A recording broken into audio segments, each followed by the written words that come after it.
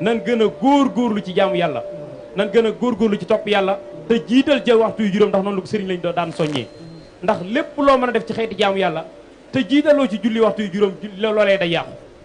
sëriñ lay daan wax naa man taraka solata faqad habita amalu ku bàyyi julli lépp loo defati mu yàqu moo tax suñu daan def yu mel nii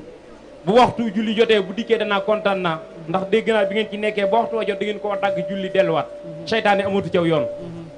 mu ni bu ngeen koy dee defati ba dem fu mel ni xel koom ak feneen su waxtu wa jotee bàyyi la da ngeen def te ngeen dem julli ji kon lii jullee tax ñu tabax ko fi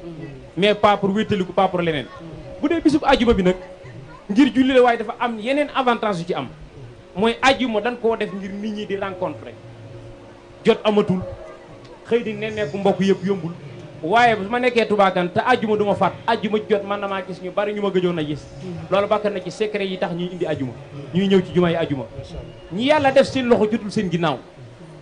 danoo war di ñëw ajuma di leen gis suñu xel di dem ci ñoom ñu leen di dimbali yonent bi sallallahu alayhi wa sallam yëg ne ci kaw minbar di xutba am ku ñàkk ku néew doole ku naa Sulayk dugg bi dugg rek daal di yor toog yonent bi dagg xutba bi daan nag yaa Sulayk